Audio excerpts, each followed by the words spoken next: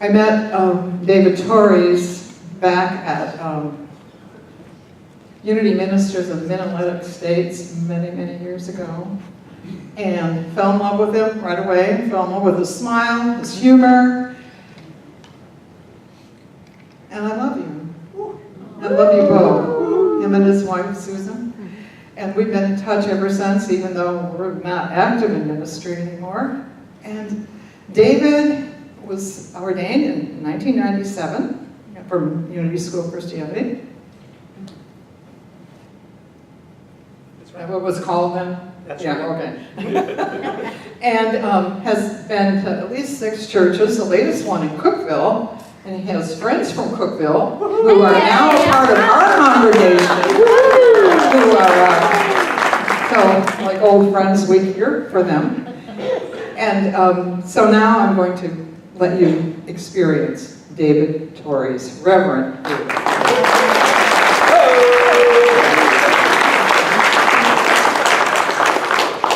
My security blanket. Good morning. How's everybody doing? Good morning. So far, so good? Yeah. I remember you.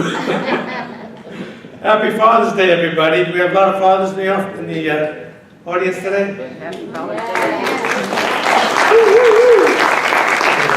And you know, a lot of you female, you also had to play the masculine role, the father role. A lot of single parents that we have. So happy Father's Day to all the women. And how many of us had a father? All right, happy Father's Day. So I want to have some fun. You guys like fun? Yes.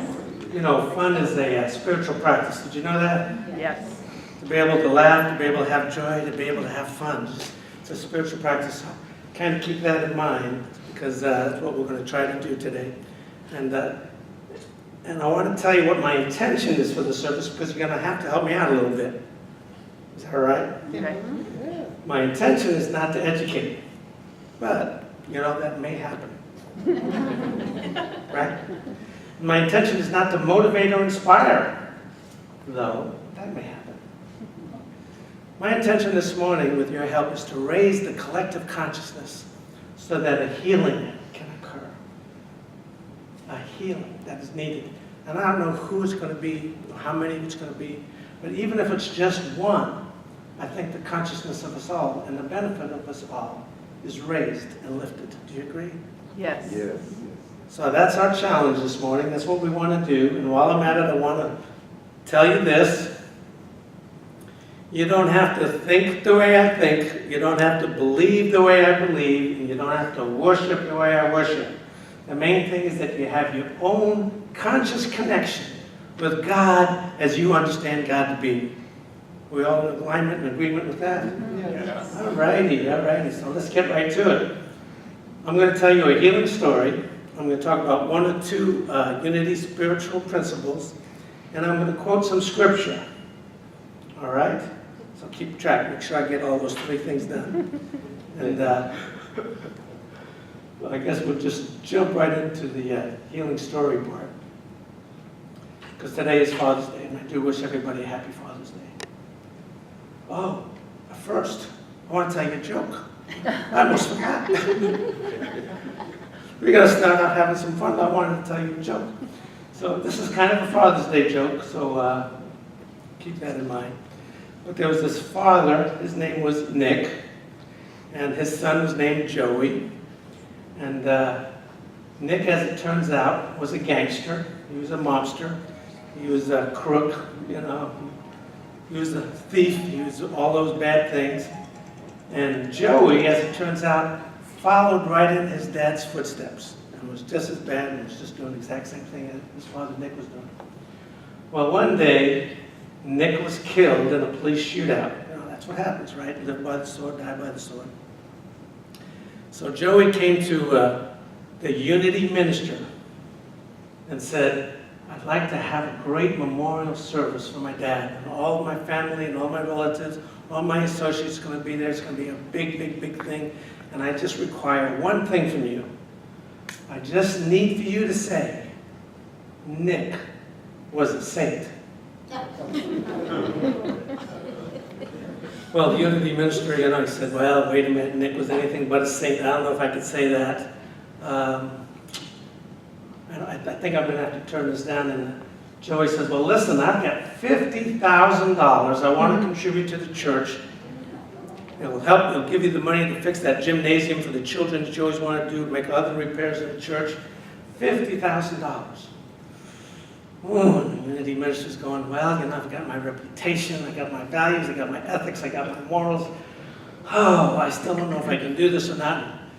So Joey says, all right, $75,000.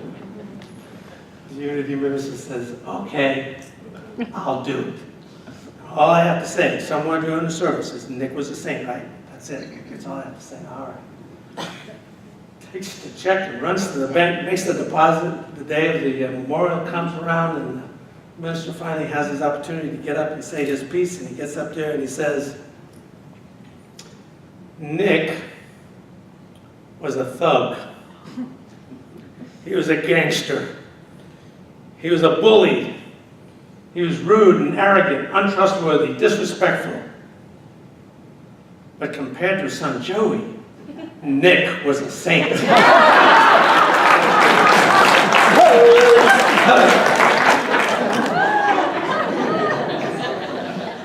True story. No.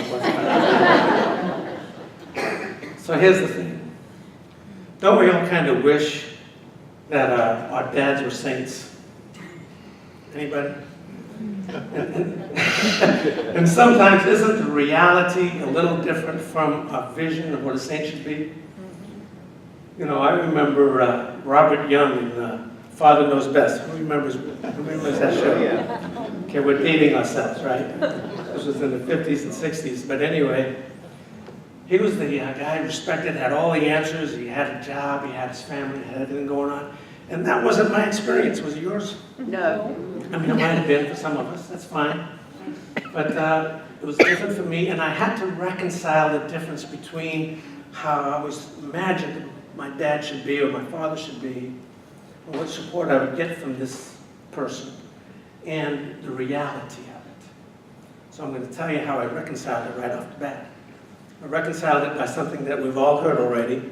It's called living from the inside out. We've all heard that? And so I'm going to give you some examples of living from the inside out. I'm also going to give you an example of living from the outside in. And we'll talk about that. Because a reconciliation has to take place. There has to be some way we can live in our own bodies and our own consciousness and be okay with things just the way they are. And this doesn't just apply to dads, does it? It could apply to moms. Could apply to siblings, could apply to children, could apply to co-workers, could apply to the bad news we hear all over the place, could apply to disappointments, it could apply to anything. How do we reconcile how we think it should be, that vision that we're holding, that positive thinking that we're trying to achieve, and the reality of how things are? And one of the ways I had to do it was living from the inside out. So, everybody take a deep breath.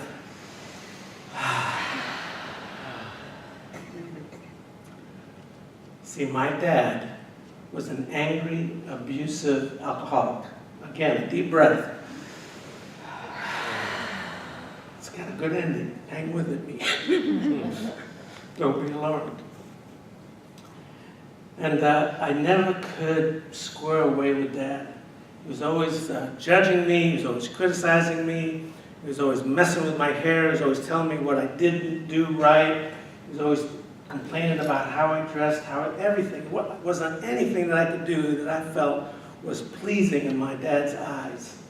And it didn't feel warm and fuzzy. You know what I'm saying? Yes, you do, right? Mm-hmm. Yes. Hang in there with me.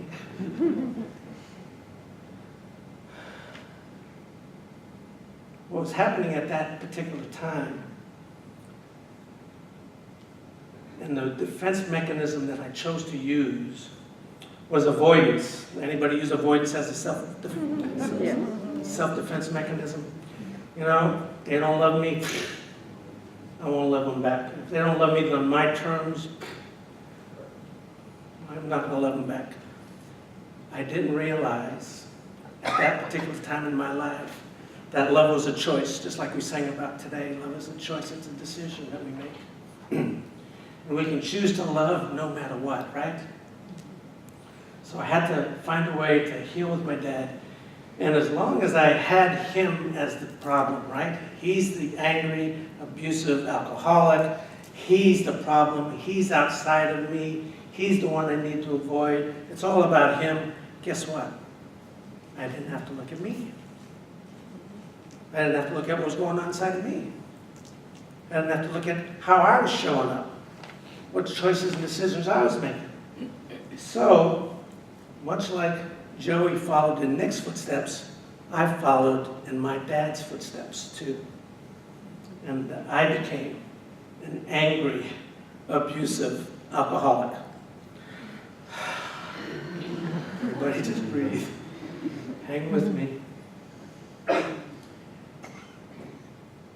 So I happened to run into this program. Some of you may have heard it. It's called Alcoholics Anonymous. Anybody? No, don't raise your hands. It's anonymous. You don't have to self-identify. And one of the things that they had, I mean, all 12 steps of the program are absolutely fantastic and amazing, and so much easier to say than to do, like many things. But the fourth step goes something like, made a fearless and moral inventory of myself. That's the fourth step of the program. It doesn't matter if it's Gamblers Anonymous or Al-Anon or whatever it is, that's the fourth step. And it was kind of shocking to me when I heard that, because what do you mean? I can't take your inventory anymore? I can't take my dad's inventory anymore? I can't find out what's wrong with everybody else? I have to take my own? Oh, this is going to be hard. This is going to be hard. But I did it, with the help of a sponsor, with the help of a higher power, with the help of making peace with myself and what I had done. And as I took that inventory and I realized some of the things that were going on in my life and some of the things that I had done, I realized the connection between me and Dad. And I realized that Dad, just like myself, did the best that we could with what we had to work with. Does that make sense? And I also knew that if I was going to forgive my dad, I needed to forgive me. And vice versa. If I was going to forgive myself, because I was in the same boat as my dad now, I had to forgive my dad. There was this process that had to take place. So the way I did it, through trial and error, through lots of hard days, through playing victim, through throwing pity parties for myself, so all the things that I did, I found my way into finally making a mental assessment with that step 4 to see what part I played. And it became evident to me then that Dad cannot stop me from loving him. He can't. He doesn't have that kind of power unless I give it to him. He can't stop me from loving him, no matter what he says, no matter what he does. If I choose to love him, I can do it. Now, I'm not saying that it doesn't hurt. I'm not saying that the judgments and criticisms still don't affect us at some level that we have to deal with and reconcile. I'm not saying any of that. But this particular incident, I needed to heal with my dad, and that's how that healing took place. To know that he was doing the best he could, that I was doing the best I could, that forgiveness was only possible if I forgave him and myself, or me and then him. It didn't matter, but forgiveness had to take place. And with lots of help and a lot of struggle, I was able to do that.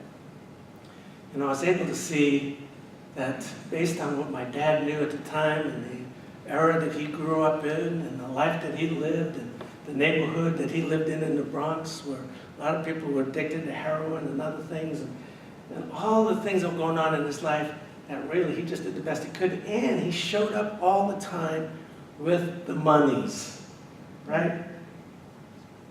He was able to provide for us. He was able to give to us. And there was a story that I wanted to share. I don't know if I have time. I can share it real quick. One of the stories when I was about 5 or 6 years old, I came up from playing in the playground, and I'm just a little kid, and I'm just having a good old time, and I'm just happy and free. And I come in the house, and my mom's all upset, and she just got off the phone with my dad, and he's across the street in the bar, and she says, honey, we got to do something. Your dad's coming in. He's real angry, and I don't know what's going to happen. What are we going to do? What are we going to do? Well, we lived in the Lower East Side of Manhattan in these low-income federal housing projects, and they had great big steel metal doors on them, and the deadbolt was shaped in the shape of an anchor. I can't, you know what I'm saying? Yeah. Anchor. And I went in the kitchen, I got one of those old-fashioned bottle openers that had a little hole where you open up the bottle, and I hooked that around the anchor, and I hooked the other end around the doorknob, and now there's no way you can open that deadbolt, inside or outside, key or no key, it didn't matter. He wasn't getting in, right? And here he comes in, and it was just in the nick of time, and he bangs on the door, and the whole door is vibrating, and I grab a chair from the dining room, and I get up on it, because I was a little kid, I couldn't even reach the people. And I'm on my tippy toes, and I look through the thing, and I say, Dad, go away. Go away. Because we were afraid. Because I was trying to protect my mom. Because he was angry and he was drunk. He needed to go away. And he was yelling and carried on out there, and he was making all these kind of threats. And we lived in apartment 2D, this big high-rise, and 2C was over here right next to us, and then 2D lived a policeman. And he heard the ruckus, and he came out, and he got my dad, and he took care of it. Took Dad in, gave him coffee, whatever he did. And after that, my avoidance strategy worked like a charm, because we all packed up and moved to Maine to be with my aunt. But you know, these strategies only work for so long, right? There comes a time when, you know, you're working with people you can't avoid. There are just certain situations you can't avoid. You can't avoid your children sometimes, your spouses. I mean, avoidance just doesn't work all the time. You have to come to that place of reconciliation. You have to come to that place where you realize it's time to own my power back. It's time to realize who I am. It's time to realize that I am a child of God, and that I can forgive, and that I can be who I am, and forgive Dad, and forgive me. And when you look at it, when I look at my inventory that I took of myself, compared to me, Dad was a saint. You understand what I'm saying? Compared to things that I did, and the story that I knew about me, Dad was a saint. So we went down to LA to check out my theory, to check out my new awareness of love and forgiveness and acceptance, and knowing that he did the best he could, knowing that it was my choice to love, and it worked. And I was with him for 3 whole days, and it worked. And he didn't change one iota. He continued to judge and criticize and fuss and muss and all that kind of stuff. But I had changed inside. You hear what I'm saying? I transformed myself inside by my thoughts. That's our third spiritual principle, right? Thoughts held in mind produce after their kind. Our third principle says that we co-create our reality with a higher power greater than ourselves, with God, with Spirit, with whatever we want to call that.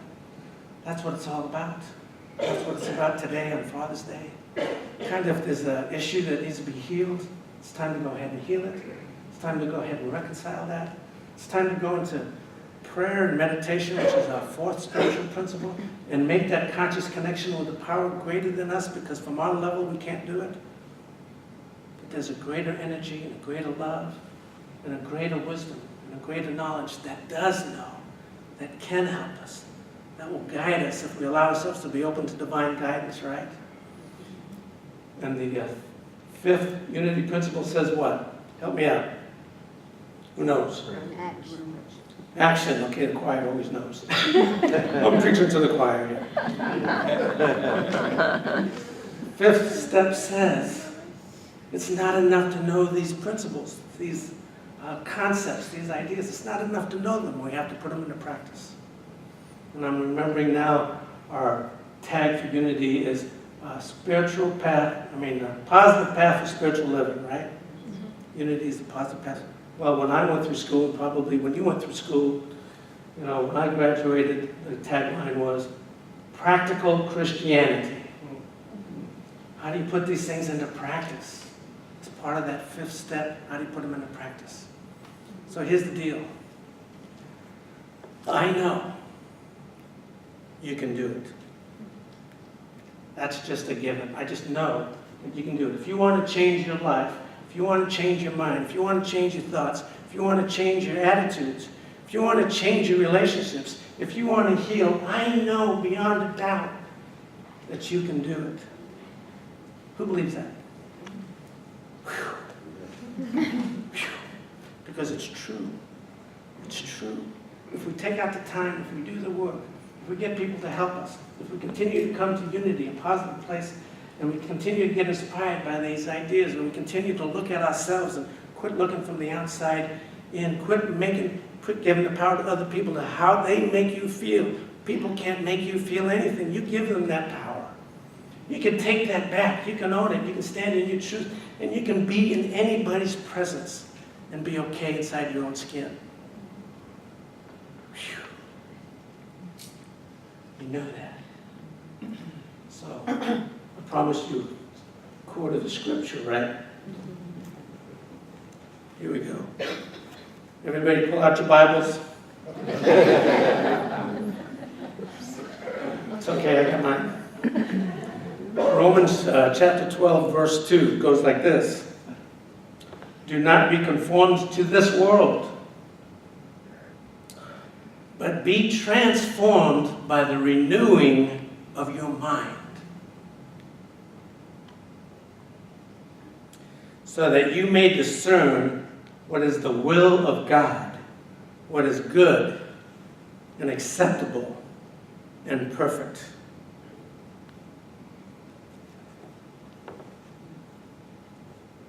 You can do it. Happy Father's Day.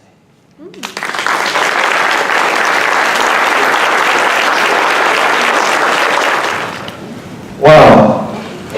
For those of you who don't know, my name is Torre. I used to be a kind of a... 2 years ago, Emily came in and she said, I'm going to be gone and I need somebody to fulfill the platform duty. Do you have the energy to do it? And I said, well, I'll do the offering.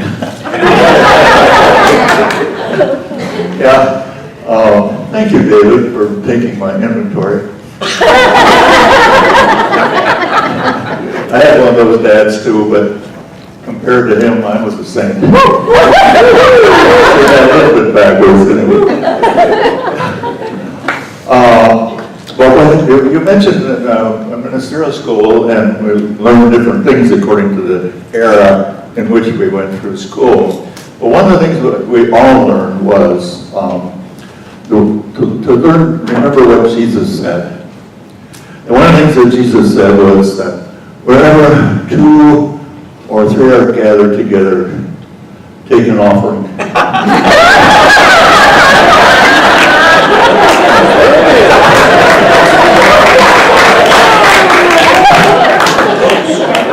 You know, and when I learned that, talk about changing your mind, because there was a time, you know, in the church of my youth, the offering came at the end of the service, and which was nice because sometimes it gave us an opportunity to sneak out.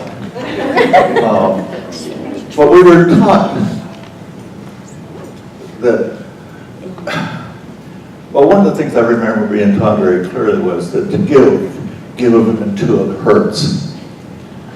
And you know, it didn't take much to make me hurt.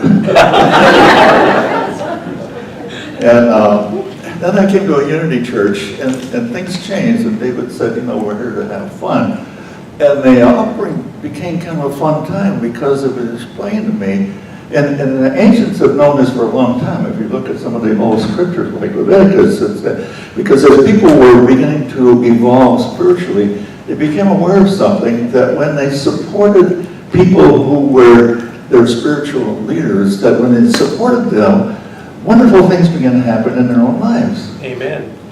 And in fact, it says, you know, bring the tithes into the warehouse and see if I will not open the windows of heaven and pour forth, pressed down, overflowing, everything.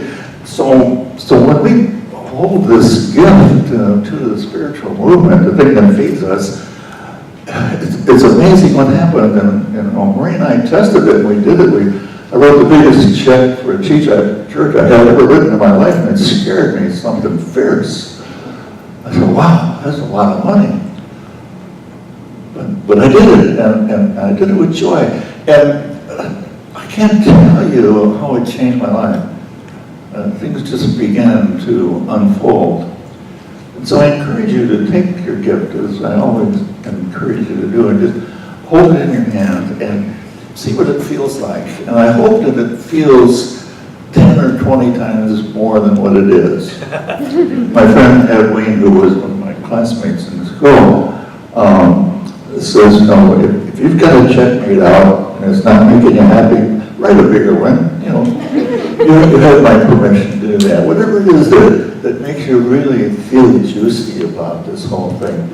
Because I can tell you, this is a life-changing event.